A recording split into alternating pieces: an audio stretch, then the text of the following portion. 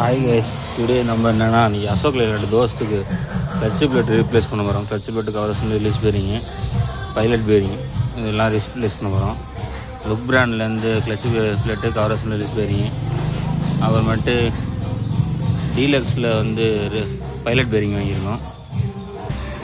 Flywheel வந்து நல்லா MRI போட்டு லைட்டாக பாலிஷ் பண்ணியாச்சு. லைட்டாக அங்கங்கே பழுத்து இருக்குது. இது கொஞ்சம் ஆனால் ஸ்லிப்பரியாக தான் ஓடும். இன்றைக்கி வந்து பொங்கல் லீவுனால லேத்தில் அதுமாரி இருக்காது. இது வேறு அண்ணன் லோடு இங்கே வெளில போகணுன்னு சொன்னாங்க. அதனால தான் இன்றைக்கி அர்ஜென்ட் ஒர்க்கு. அதனால தான் ஃபேஸிங்லாம் பண்ணல. அப்படியே லைட்டாக எம்ஆர்ஐ போட்டு நல்லா தேய்ச்சிட்டு இப்போ ஏற்றுறோம். இது லுக் பிராண்டு. இதுதான் அசோக் லேலாண்டுக்குமே சப்ளையரு. பழைய பிளேட்டை இருங்க காட்டுறேன். இதுதான் பழைய பிளேட். இது பாருங்க, லைலாண்டு. இது என்ன கம்பெனின்னு பார்த்தா லுக்கு தான்.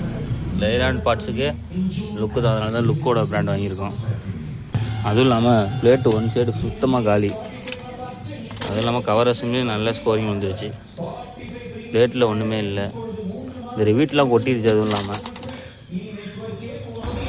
இல்லாமல் நம்ம கடை ஃபுல்லாக நிற்கிது. அதனால தான் நீங்கள் வெளியிலே போட்டு வேலை பார்க்க ஆரம்பிச்சாச்சு. ஃபஸ்ட்டு பைலட்டில் பேரிங் போட்டுவோம். அதுக்கு முன்னாடி இந்த லாக்கை போட்டு லாக் பண்ணிடுவோம். முதல்ல பின் பக்கமாக தான் நம்ம பேரிங் அடிக்க போகிறோம்.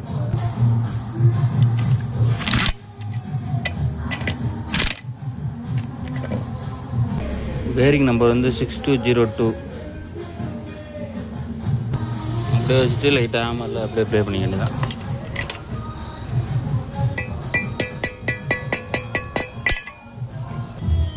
பேரிங் ஃபுல்லாக அதுக்குள்ளே போயிடணும். இங்கே பார்த்தா இந்த எட்ஜில் வந்து முட்டியிருக்கணும் பேரிங்கு. அப்படின்னா பேரிங் கரெக்டாக இருக்கணும். உட்காந்துருக்கணும் அர்த்தம். ப்ளே பார்த்துக்க வேண்டியதான்.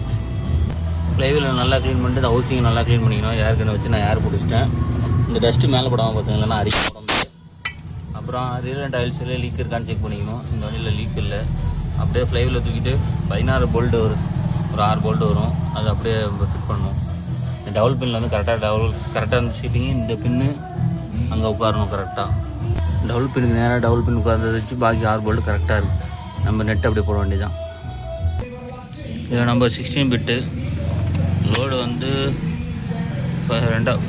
ஃபஸ்ட் லெவலில் வச்சுட்டு டைட் பண்ணிக்கலாம். ஃபஸ்ட்டு